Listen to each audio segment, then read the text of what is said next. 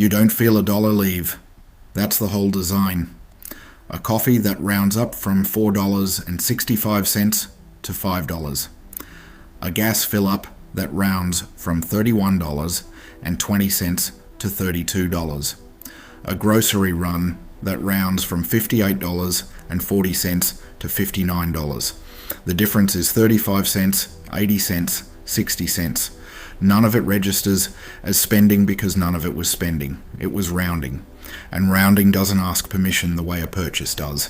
Here's what $1 a day actually is once you stop ignoring it.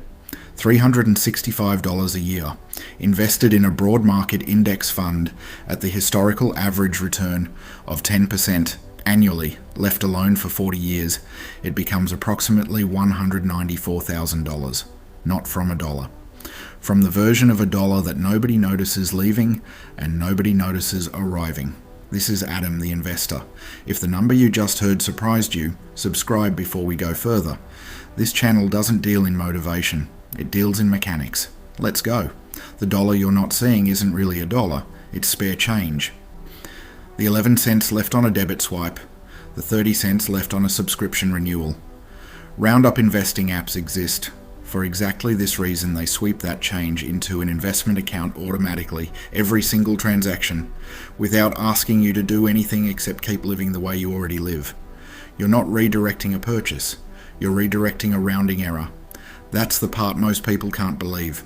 The money was never going to be spent on anything. It was going to vanish into the gap between what you owed and what you paid.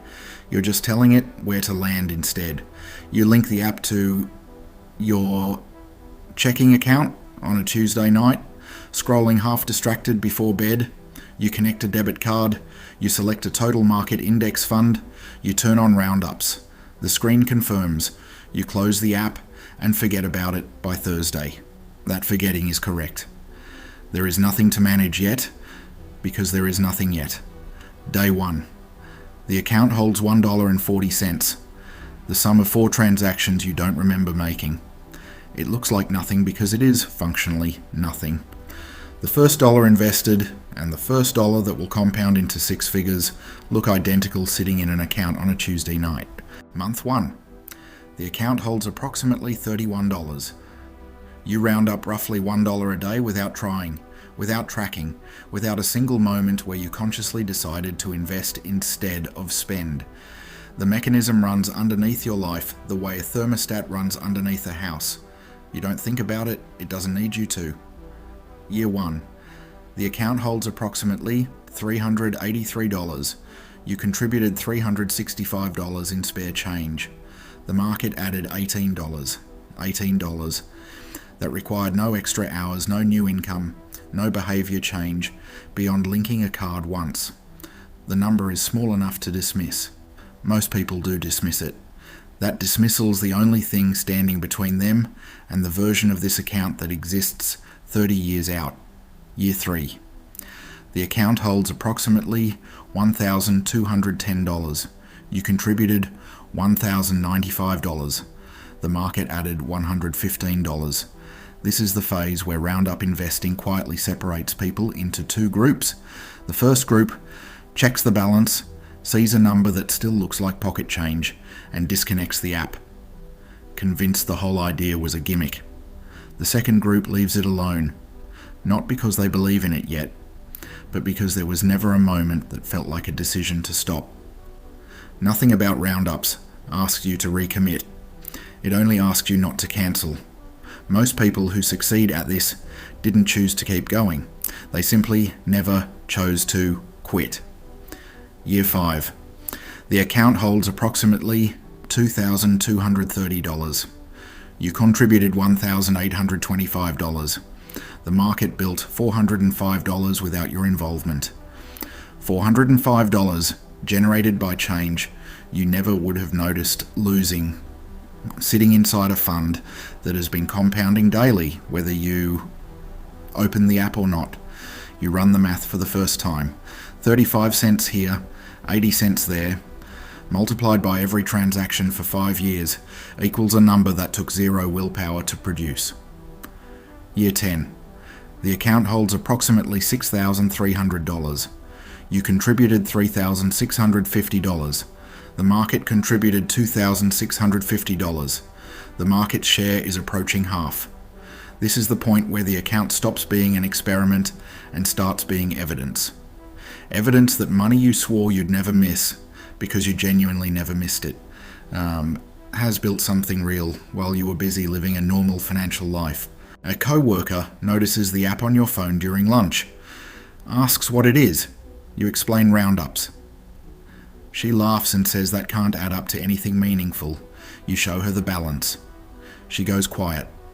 The way people do when a number doesn't match the story they'd built around small amounts not mattering. She downloads the app before lunch ends. 6 months later, she mentions, almost as an aside, that hers crossed $400.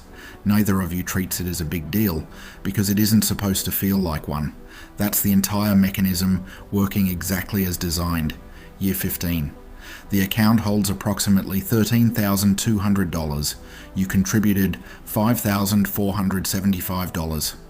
The market built $7,725. For the first time, the market has contributed more than you have. You are now a minority shareholder in your own account, and the only thing you ever did to earn that position was decline to disconnect a card. The market drops sharply in year 16. Your balance falls from roughly $14,100 to $11,800 over 9 weeks. You notice. You don't act because there's nothing dramatic to act on. Roundups don't pause for headlines, and you never set up a manual transfer. You could panic and cancel. The dip recovers on its own timeline. The account crosses its old high 4 months later. You didn't manage that recovery. You simply weren't in a position to interfere with it. Year 20. The account holds approximately $30,600.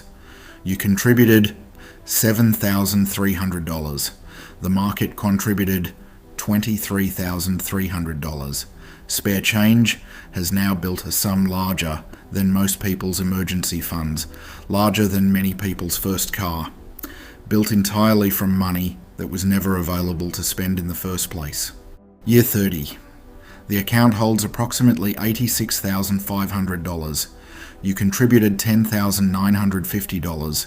The market contributed $75,550. Every dollar you put in returned almost $7 on top of it.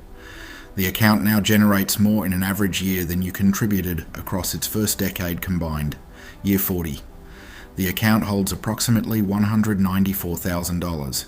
The dollar a day was never a dollar.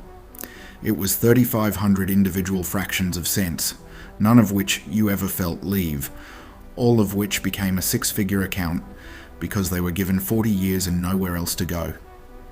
Here's the part nobody tells you about money this small.